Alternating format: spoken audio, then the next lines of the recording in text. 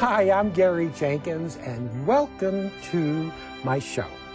Today we're going to do a painting, a lattice painting with some roses growing up a lattice. Let's take a look at the painting I'm going to be working from.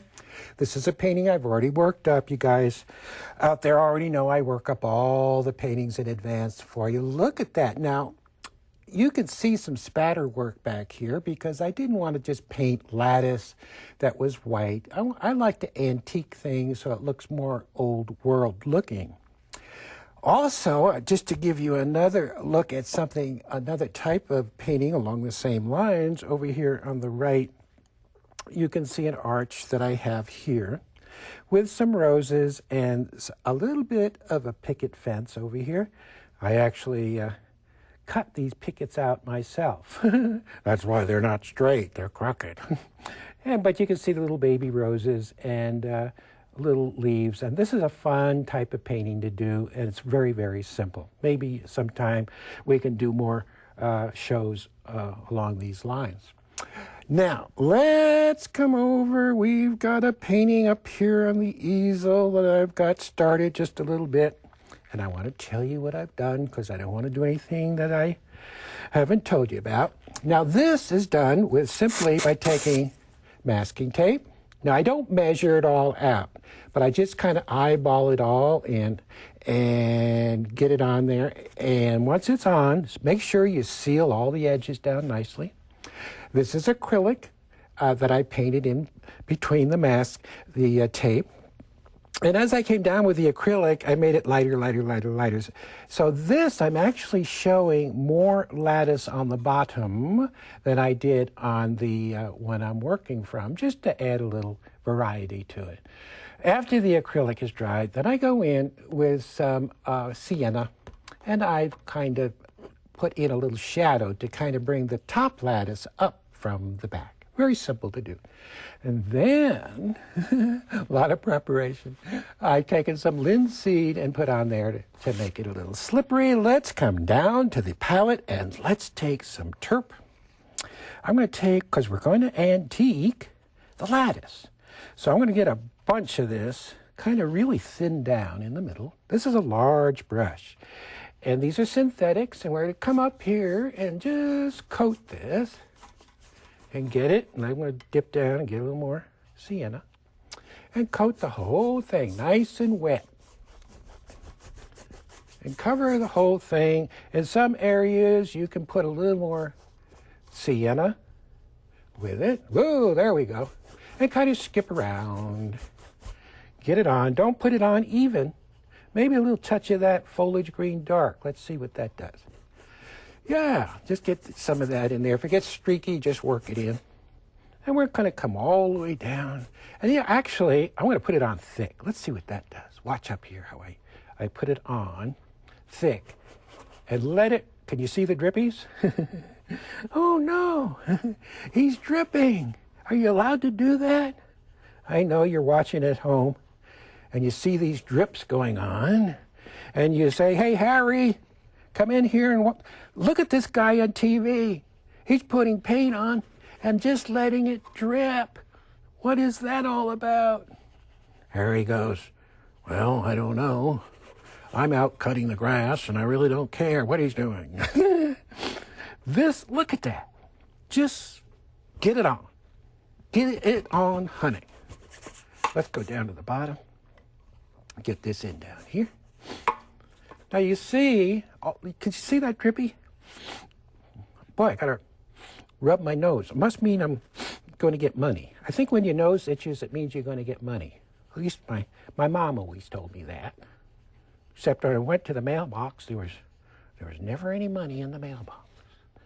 Let's get up here and get a little more of that drippy going. And I want to get darker. It's not quite. Let's get some mauve. What's that going to do? Whoa, yes.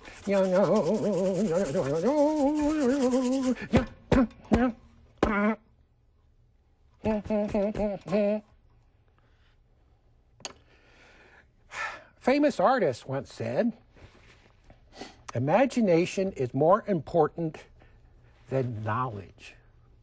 You know who said that? Albert Einstein. Yeah.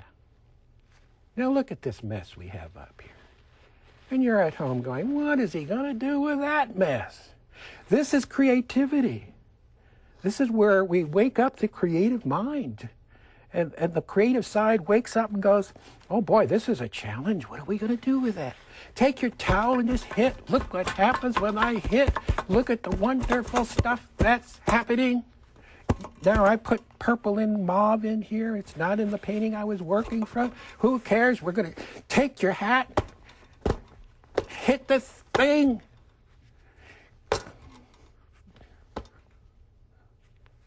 If you don't have a hat, go out and buy one, bring it home, and just hit it on there. Get some texture going. I know, you're calling Harry back in. Hey, Harry, come in here. Quit cutting the grass. Come in here. Look what he's doing now. He just took his hat, and he just banged his canvas with his hat. Harry goes, I don't care. I'm going back outside to cut the grass. There is a little more. Now I'm going to show you another.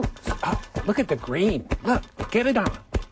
Get it on. Don't just copy what I'm doing. I want you to be your own person. I want you to be your own artist. I don't want you to say, oh, I don't want you to paint just like me. I want you guys at home to paint like you. Take what I'm showing you, take some of your stuff, your own stuff, and put it together and come up with something better than what I'm doing. I don't want you to paint like me. I want you to paint better than me. How are we doing up here? Let me show you another technique. I'm going to take a fan brush with turp. Good old fan. Now, let's take a spot right here. I've got turp. Watch what happens when I put this on. Notice nothing happens. Let's put a little more on there. Whoop, a little more. And watch what happens. Let's see if we can get it to break up. No, I guess maybe not. Maybe it's because I hit it so much. Usually when you do this, oh, it'll put little spots on there, but it doesn't want to do it. That's okay, because we don't care. We got a good thing going without it. All right. Let's take another brush, and we're going to put some vines in here. We're going to get something happening. I always like to start the paintings with a little vine coming down. Boy, I got my painting so soupy. I hope it doesn't gobble up my line work. So we go over and under, over and under, until we work our way. I'm losing you on the bottom. Let's pull back so you can see the whole thing. Way back. Now, because I'm going to be working over the whole thing here, we're going to come under, over, under, but sometimes you can just kind of come over because it'll just kind of crawl on down.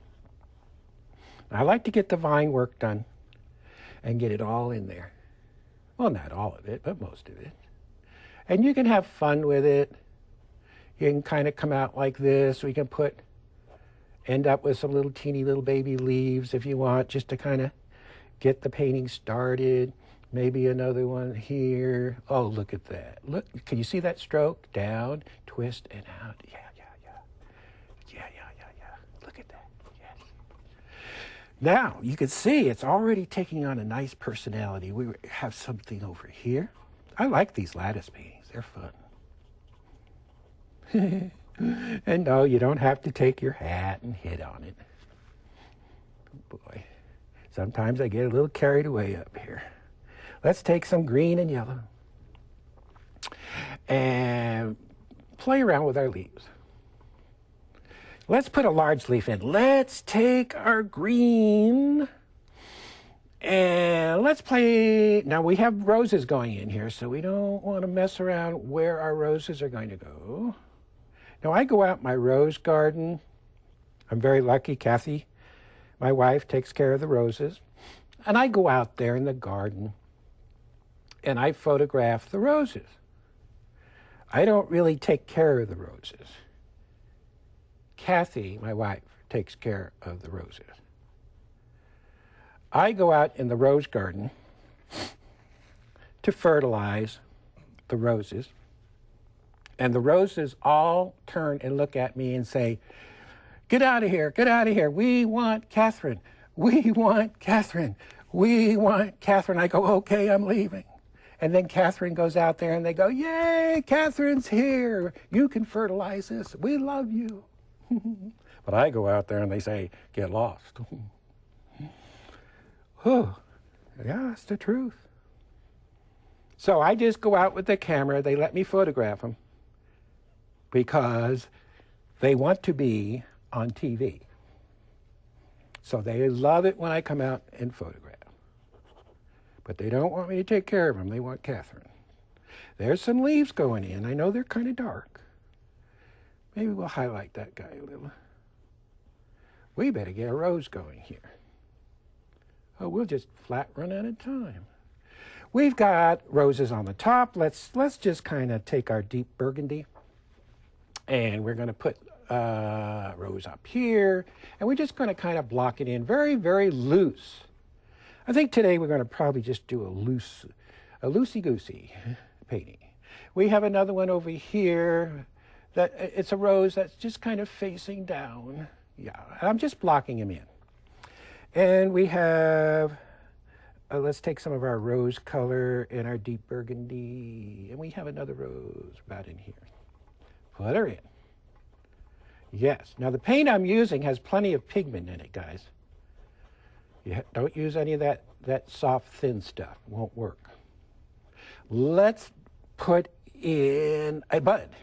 We'll get it all just kind of laid in. Round, with a little ragged front, round. Any more buds? I don't. It really doesn't matter how many. Just don't get too carried away. We have another bud over here. And I'm just putting the dark color in just to lay it in and where I want them to be. We'll take a little, maybe we'll have our stems hooking in there. Okay, let's take this little guy way up here. We have 3 tones. We have a dark, we have a middle tone, and then we have a light. And then sometimes we might even hit a highlight on top of the light, but sometimes we do and sometimes we don't. Let's just play it by ear and see what happens. We're going to take some nice kind of a red color here. Let's put our red on. Doesn't show up too much for you. Let's take some cad red light. Let's put that on. Ah, yes, that's a little better. Now, this is the middle tone. It's not going to show up too much. Maybe I'll put a little touch of orange with it. It's not showing too much, and we don't want it to. And we'll just sort of indicate some petals here, inside and outside. It's just an indication. You'd be surprised how you can paint a rose without painting every single petal. Whoa, look at that color. Let's get a little lighter with it. Yes. Well, look at that streak in there. Let's just kind of calm that down. Now you see how the light color bounces?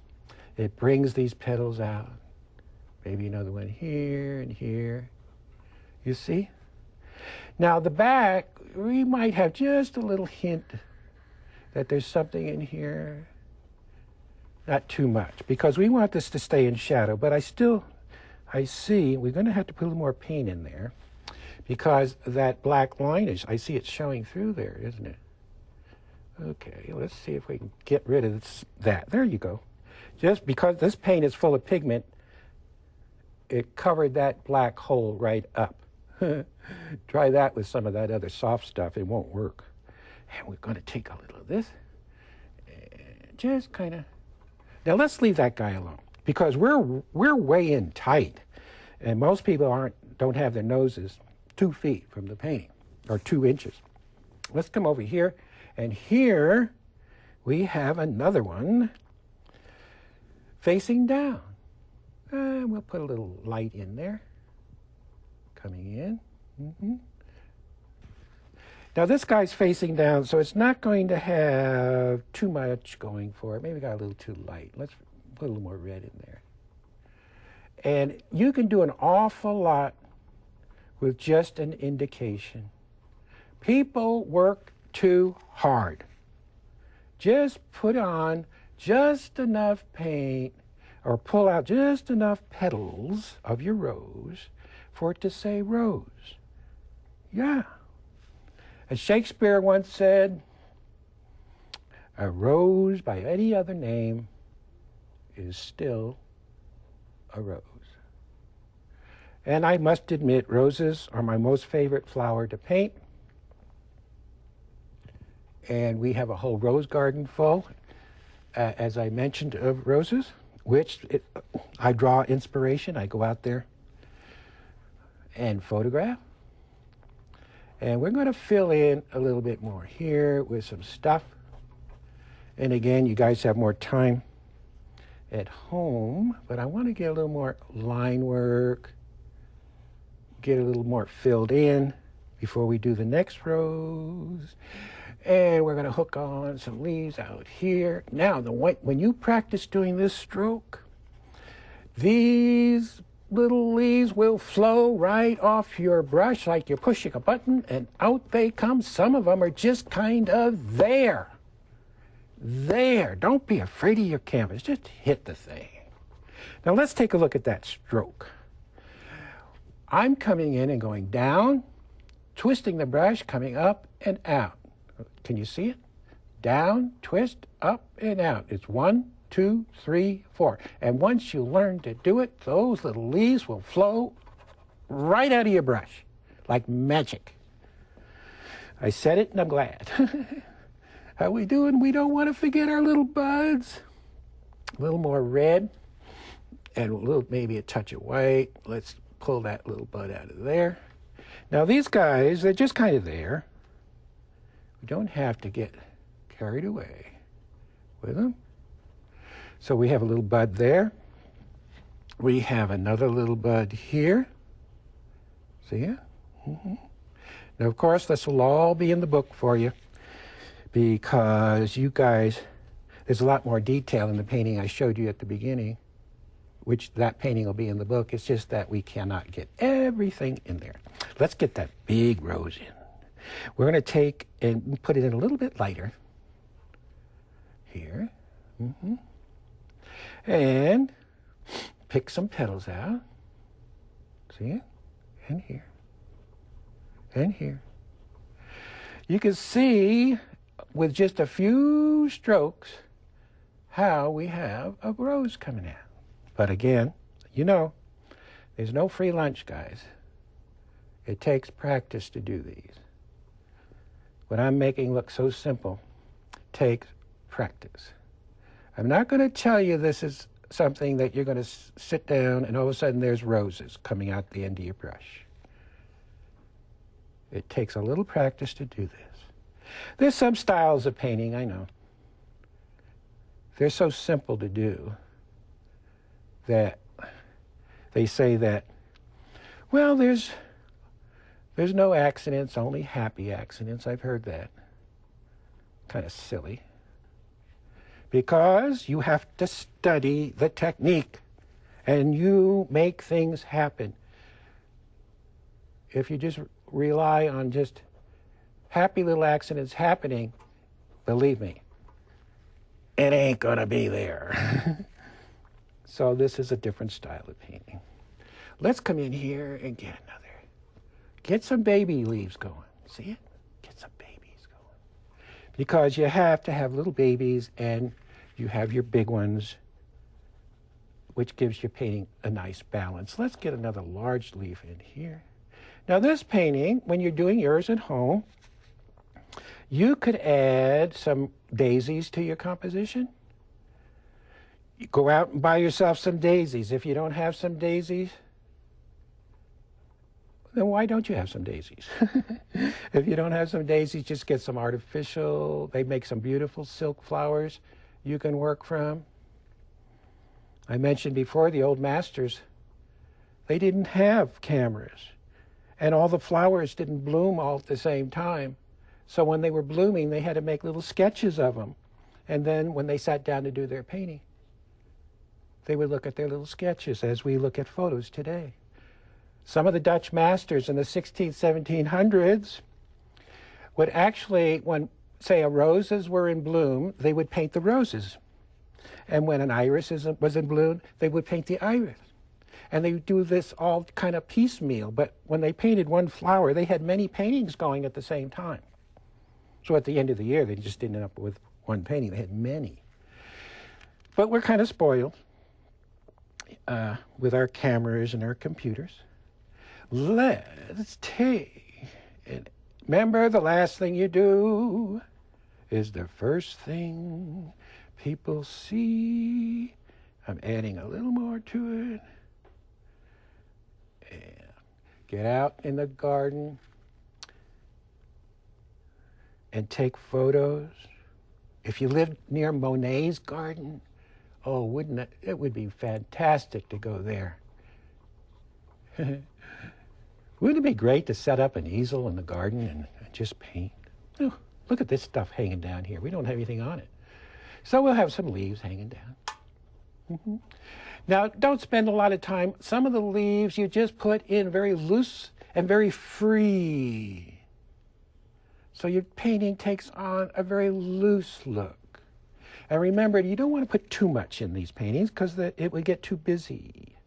We have some yellow and white. Now, towards the end, I'm going to punch up some of these leaves to bring us up, our values up to a higher level, which is going to give us some depth to our painting. Another shot in here. Yes. And maybe, oh, you know what? We had some little baby daisies. Come on down the palette. Let me show you another brush. This is a round brush. And it's a little pointed round, and it's sable. And we're going to take our little pointed round because it's nice to have a little detail in here. And maybe over in here, we have some little baby daisies growing. There. And maybe another one out here. Now, you can put in as many as you want, but just don't get too carried away with it. And we just picked up a little more white down here. And we're going to put another one here. Don't bunch them all close together. Some of them don't like the crowd, and they say, oh, let me out of here. A little orange and yellow, a little red, little centers going in. Now, I'm going to clean that brush, pick up a little. Let's take and put a little pink. Oh, petal pink. We haven't used that. Let's use some petal pink. Let's see what petal pink does. And up in here. Oh, yeah. Now, what this does, it echoes the color of the flowers over into the little guys. See it? And the little flowers are just as important as the big stuff, guys. So don't just rush through them and say, oh, they're just the little fellows there. They're not that important. And we'll put a little dot in it. Crimson or in a dark red in the middle. How are we doing? Let's get a little more white in there. I have a feeling, kind of a pink, that we need maybe a little more in here. And some of the flowers, now what you don't want to do is make a bunch of pinwheels. Actually, most of these are just half, a 3/4 view. See? And some of them you put in, let the paint run off your brush, but we want a nice grouping of them. Don't just paint one and then have a space and paint another and have a space. And you'll have some flowers on top of other flowers. See? Because I want it to look like there's a whole bunch of little daisies growing in there. Now this adds interest to your painting. Now let's stand back and let's look at the whole thing. Because if you're painting with your nose right up against the canvas, you can't really tell what is going on. So let's stand back, check it out. Remember, you guys have more time. I'm going to put another one in here at home, you see. Check out your composition. Remember, the negative space, that's the lattice work, is just as important as the flowers. So you don't want to lose this negative space. This space gives the eye a chance to rest. Because if you filled it all in with leaves, it would be just too busy. Well, there you are. I hope you give this painting a try. It's really a kick to do. Thanks for watching out there. And don't forget to stop and smell the roses along the way. And I'll see you next time. Bye-bye.